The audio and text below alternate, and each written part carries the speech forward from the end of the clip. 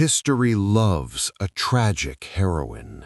For centuries, Japanese folklore has painted Tomoe Gozen as a beautiful, fiercely loyal maiden who fought alongside her doomed lord.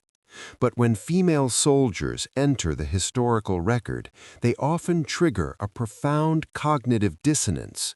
Society desperately tries to romanticize them. But let's strip away the romance. When we examine Tomoe Gozen through the lens of modern behavioral psychology and neuroscience, a terrifying reality emerges. She was not a loyal maiden. She was a high-functioning killing machine, heavily addicted to the dopamine of the battlefield. This is the clinical autopsy of a woman who found her ultimate freedom in the absolute destruction of men. To understand her madness, we must understand her cage. 12th century Japan was a rapidly solidifying patriarchal society. Women were being reduced to political currency or breeding property. Tomoe was not a legal wife to the warlord Minamoto no Yoshinaka. She was classified as a binjo, literally a convenient woman, expected to serve him in the bedroom and, anomalously, on the battlefield. In a system designed to completely oppress her, Tomoe discovered a glitch: violence. Psychological studies show that when marginalized individuals are subjected to systemic suppression, extreme violence can become a mechanism for self-realization. For Tomoe, slaughtering men was not a duty, it was the only way to tear down the gender hierarchy and achieve the absolute power of an apex predator. Her physical presence was an anomaly.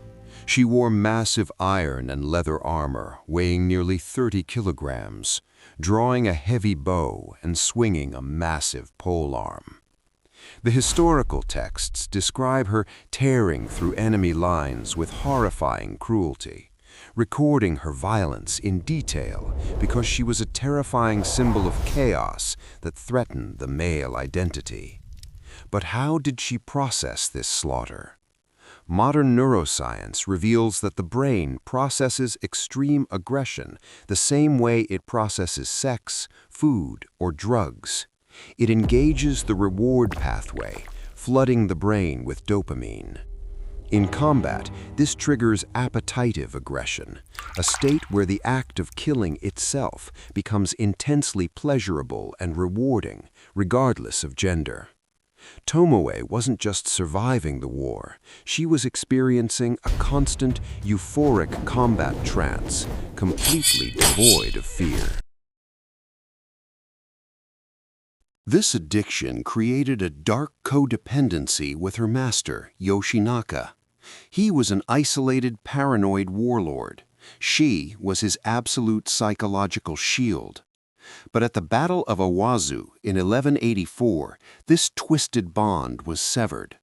Surrounded by tens of thousands of enemies, with only 5 riders left, Yoshinaka turned to Tomoe and gave an order that would break her mind.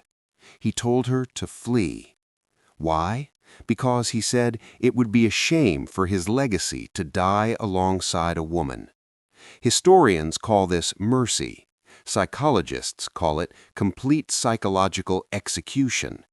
Yoshinaka didn't just fire her, he stripped her of her warrior identity, forcing her back into the oppressed layer of just a woman to protect his male pride.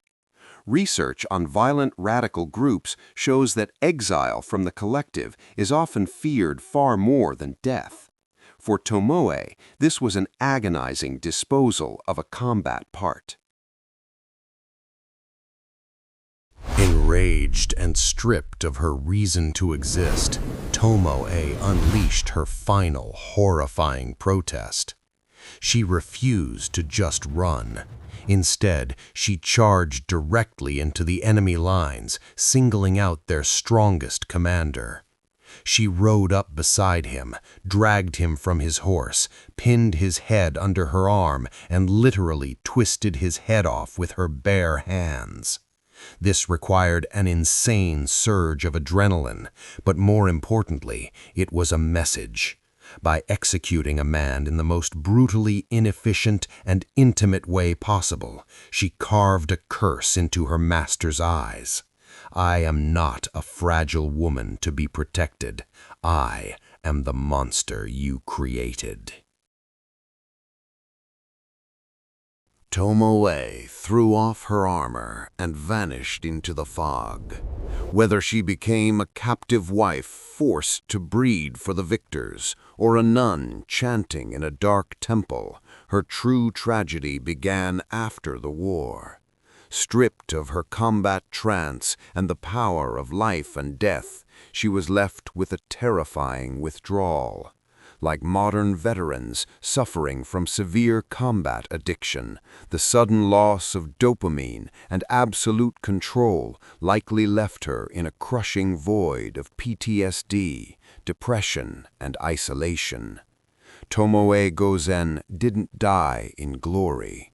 She was addicted to violence, used by the system, and abandoned to suffocate in the silence of peace.